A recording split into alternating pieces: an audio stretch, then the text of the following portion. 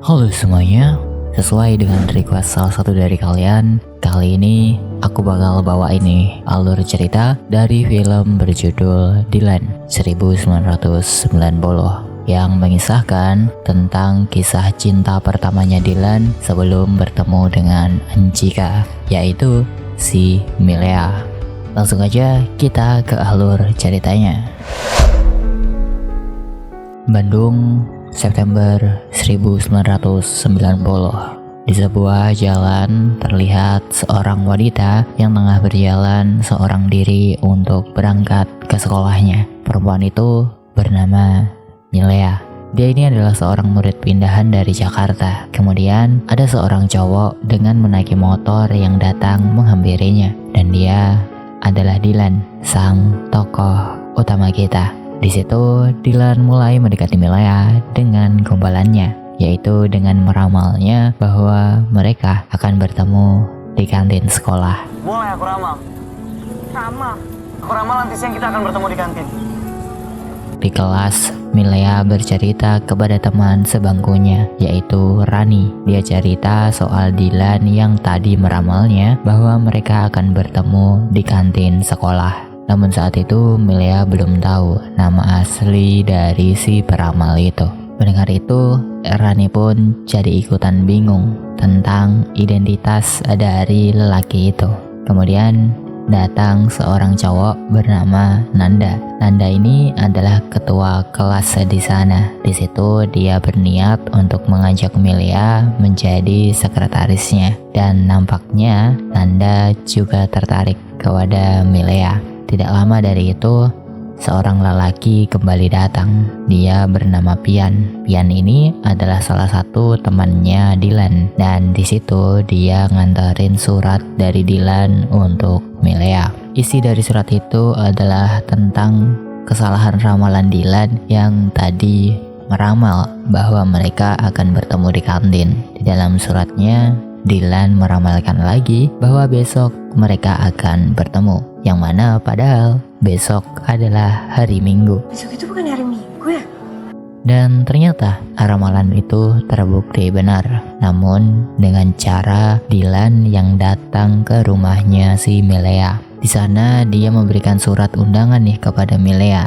Dan isi dari surat itu adalah undangan untuk Milea agar bersekolah pada hari Senin sampai hari Sabtu. Keesokan harinya, tepatnya di hari Senin, saat upacara bendera tengah berlangsung, guru yang bernama Suripto membawa murid yang bolos upacara, dan diantaranya adalah Dylan beserta teman-temannya. Nah, di saat itulah Milea tahu nama dari sang peramal itu, yaitu Dylan. Dan ternyata Rani telah menceritakan semua kehidupan tentang si Dylan, tentang dia yang merupakan panglima tempur dari sebuah geng motor.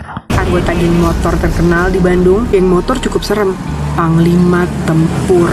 Keesokan harinya, tepatnya sore hari, Dylan naik angkot bersama dengan Milea. Dan disitulah Dylan kembali menggoda dan merayu Milea dengan gombalan-gombalannya. Kamu cantik, tapi aku belum mencintaimu. Aku tahu kalau sore. Pagi hari, saat Nanda sedang memberikan tugas untuk Milea sebagai sekretarisnya, tiba-tiba Rani datang dan memberikan surat kepada Milea.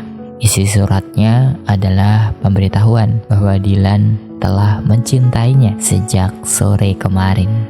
Di kantin, Dylan menghampiri Milea, dan di situ ada Nanda. Namun, di saat Dylan berkata jika Dylan suka kepada Milea, di situ Nanda terlihat cemburu dengan perkataan dari Dylan. Singkat cerita, Milea dibangunkan oleh ibunya karena ada yang ingin bertemu dengannya. Dan ternyata itu adalah pacarnya Milea dari Jakarta, yaitu Benny, dan ditemani oleh teman-temannya yang sedang memberikan surprise di hari ulang tahunnya Milea. Happy Sweet 17 ya. Di saat Benny akan pulang, di situ Benny menitip pesan kepada Milea bahwa dia jangan dekat-dekat dengan cowok lain karena sifat dari Benny adalah cemburuan dan pemarah. Keesokan harinya, ulang tahun Milea juga dirayakan oleh teman-teman sekelasnya. Nanda di situ memberikan hadiah berupa boneka segede-gede gaban. Kemudian jam pelajaran pun dimulai dan tiba-tiba di situ datang Dilan untuk memberikan hadiah kepada Milea. Dan lagi-lagi Nanda cemburu melihat hal itu. Sepulang sekolah di rumah, Milea membuka hadiah dari Dilan dan ternyata hadiah itu adalah buku TTS yang sudah diisi sama si Dilan. Karena Dilan yang tak ingin, Milea malah jadi pusing mengisinya. Kemudian Dilan menelpon Milea dan Dilan berkata, "Jangan pernah bilang ke aku ada yang menyakitimu. Nanti orang itu akan hilang." Lalu pagi hari saat guru tengah mengajar, tiba-tiba papan tulis runtuh yang dimana ternyata itu adalah ulah dari Dilan dan Pian. Sepulang sekolahnya, Milea tengah pulang bersama dengan si Nanda. Di saat bersamaan, Dilan yang melihat hal itu pun langsung pergi dengan raut wajah kekecewaan. Hari demi hari, Milea merasa dijauhi sama si Dilan sejak kejadian itu. Suatu saat, Milea bertanya kepada Pian, dan Pian menjawab bahwa Dilan gak mau mengganggu Milea lagi karena Dilan mengira bahwa Milea adalah pacar dari si Nanda. Mendengar hal itu, Milea menjadi terkejut dan berkata kepada Pian bahwa dia tidak tengah pacaran dengan Nanda. Karena mendengar hal itu, Milea pun memutuskan untuk mulai menjauhi Nanda. Karena Milea takut Dilan akan cemburu dan menjauhinya lagi. Di hari lainnya, Milea bertanya lagi nih kepada Pian, dan dia bertanya di manakah Dilan berada. Ternyata Dilan sedang ikut lomba cerdas cermat. Tapi bukannya dia menjawab dengan serius, Dilan malah menjawabnya dengan candaan. "Mahatma Gandhi, Pak." "Tidak tahu, Pak." Setelah selesai acara cerdas cermat, guru menempelkan orang-orang yang berhasil pergi ke Jakarta untuk lomba cerdas cermat di sana, dan Dilan terdaftar sebagai pendamping. Hari ke Jakarta pun tiba. Milea di situ merasa kecewa karena Dilan yang ternyata tidak ikut ke Jakarta. Dia sudah memberitahu Benny semalam karena dia juga takut Benny menjadi marah jika dia tidak bilang kepadanya. Sesampainya di Jakarta, tim cerdas cermat mereka akhirnya kalah saat Rani izin ke toilet.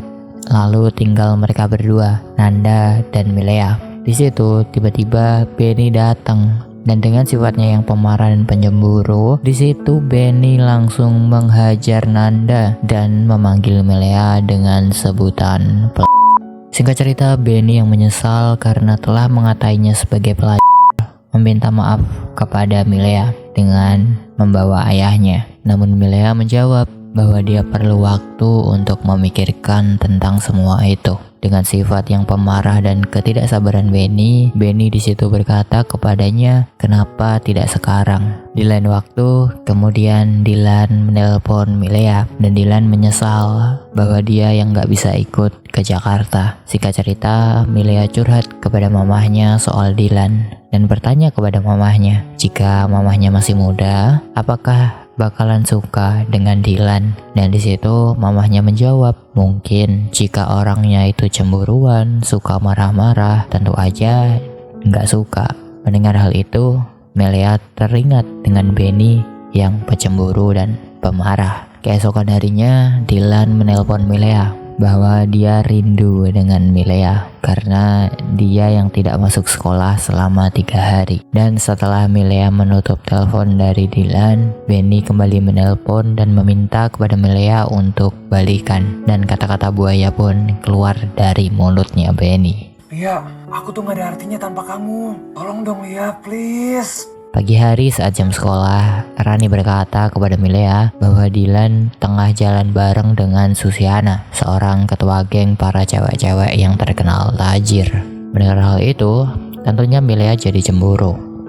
Tidak lama, Milea ke warung BEM juga untuk mencari keberadaannya Dilan. Kemudian di saat Milea mengetahui Dilan tak ada di situ, Anhar ternyata suka pada Milea dan menggodanya. "Lia." Di saat jam KBM dimulai, ada segerombolan anggota geng sekolah sebelah menyerang sekolahan mereka.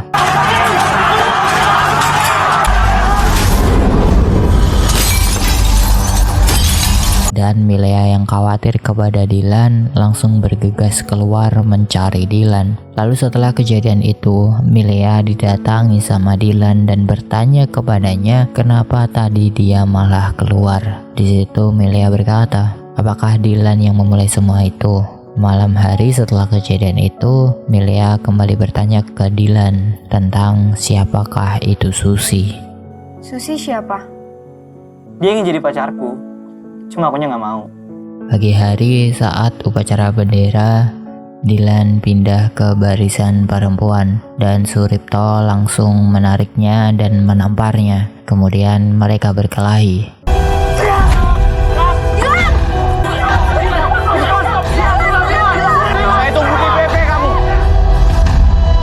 Dylan pun langsung dipanggil ke ruang BP dan kata-kata epik pun keluar dari mulutnya Dylan.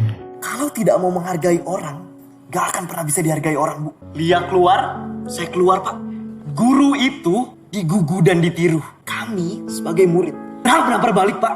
Setelah dari ruangan BP, ibunya Dylan datang dan bertemu dengan Milea. Kemudian ibunya Milea mengantarkan Milea ke rumahnya dan di situ ada seorang guru private-nya Milea, yaitu Kang Adi. Dia juga naksir kepada Milea. Singkat cerita, Dylan mengajak Milea jalan-jalan naik motornya Jadi orang paling bahagia sedunia.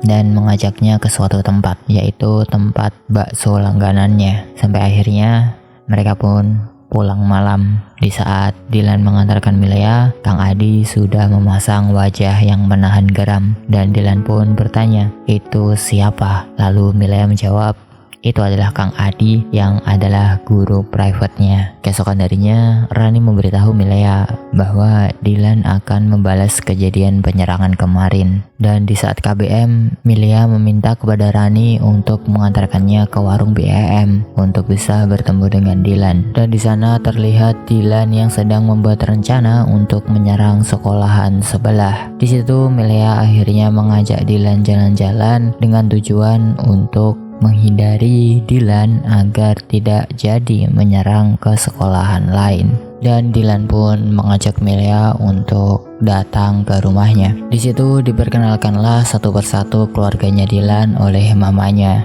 Saat Milea diantar pulang oleh Dylan, Milea berkata bahwa dia tidak suka jika Dylan ikut-ikutan nyerang. Kemudian setibanya di rumah, Kang Adi mulai cemberut lagi di depan rumahnya. Kang Adi pun memberikan hadiah kepada Milea di situ. Dan di saat itulah Kang Adi menawarkan untuk mengajak Milea pergi jalan-jalan ke ITB. Kemudian Dylan menelpon Milea dan dia berkata bahwa dia diajak Kang Adi untuk jalan-jalan ke ITB. Dan di situ Dylan terlihat cemburu. Kemudian akhirnya Milea berjanji bahwa dia tidak akan ikut dengan Kang Adi. Keesokan harinya, Kang Adi menjemput Milea. Namun Milea heran kenapa dia tidak telepon. Dan akhirnya mau gak mau, Milea harus ikut dengan Kang Adi atas perintah dari ayahnya. Pulang jalan-jalan, pembantunya Milea berkata kepada Milea bahwa tadi ada telepon dari Dylan. Dan pembantunya Milea berkata bahwa Milea sedang pergi dengan Kang Adi. Sontak mendengar hal itu, Milea langsung menelpon balik si Dylan. Namun ternyata mamahnya yang mengangkat telepon itu. Di situ Milea langsung teringat dengan kenangan-kenangannya bersama dengan Dylan. Katakan sekarang, kalau roti coklat, martabak. Keesokan harinya, Milea ke warung BEM dan bertanya kepada Pian tentang keberadaan dari si Dylan. Di situ keributan pun dimulai karena Anhar yang merasa kesal kepada Milea.